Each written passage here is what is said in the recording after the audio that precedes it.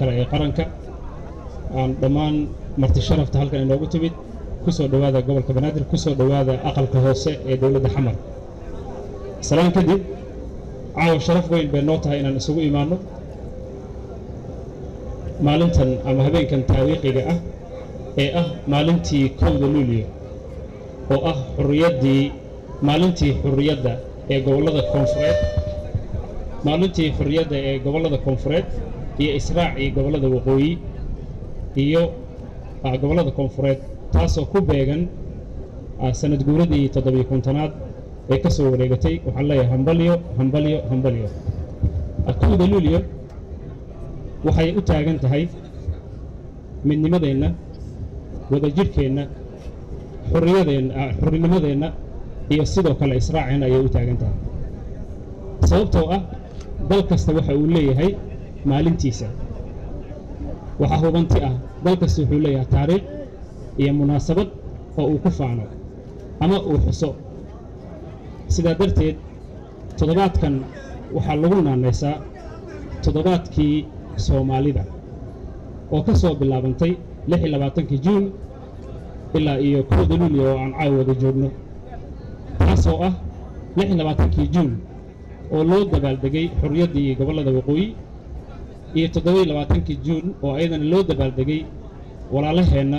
ee jamhuuriyadda dalka Djibouti iyo sidoo kale caawa oo 1 Luulyo loo dabaaldegayo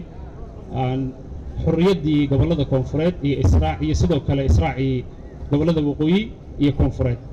sidaa darteed maadaama dal walba uu intaa leeyahay waxay Soomaalidu ay xaqiiqo u ah in dadka Soomaaliyeed ee isbuucan lagu naanayso isbuucii Soomaalida meel kasta dabaaldegayo waxaan caawa hubaa Soomaali kasta meel kasta ay joogaan in ay u dabaaldegayaan mashxaradaynayaan munaasabadan qiimaha leh ee weynka badan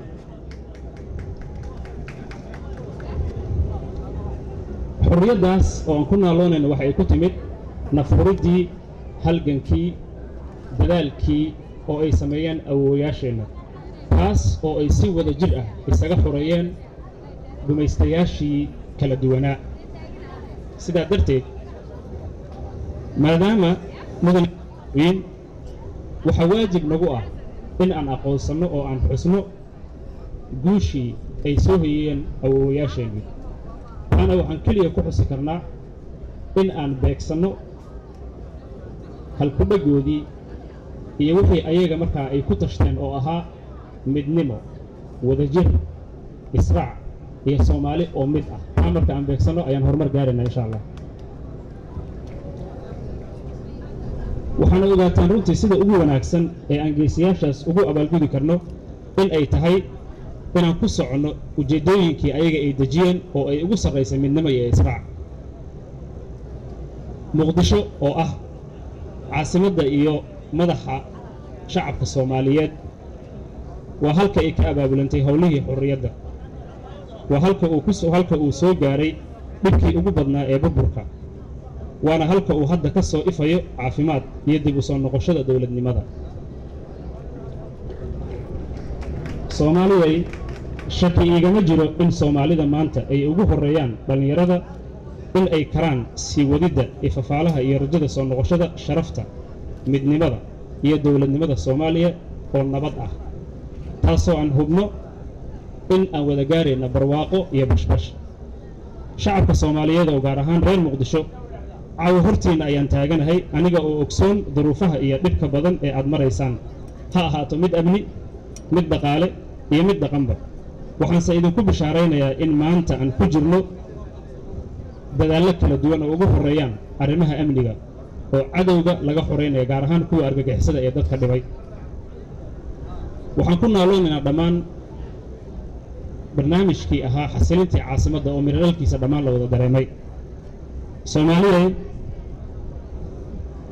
waxaan haysanaa waddadii ugu wanaagsanayd ee dib u soo noqoshada dawladnimada waxaana uga faa'iideysan karnaa halkudhagii ama ujeedooyinkii awoowayaasheenna ee ahaa midnimada iyo israaca Soomaalida waxaan ugu dambeyntii aan u mahadcelinayaa intii ka soo shaqaysay ama soo abaabushay xafladan quruxda badan ee gudiyada heer gobol iyo heer federaal ee isku jira ah gaar ahaan waxaan si gaar ah ugu mahadcelinayaa howlwadeennada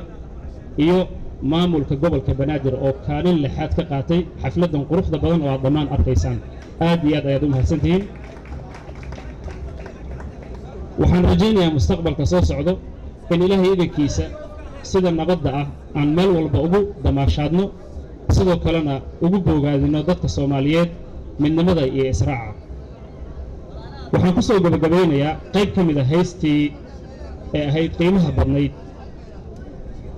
oo qayb ka mid haddaan ka soo qaatay ahayd haddii uu baciid jabo ma hawaysta boode han hoos ayaan laga tolin wararkiina badiyo calankiina beegsada asalaamu calaykum waraxmatullahi wabarakaatu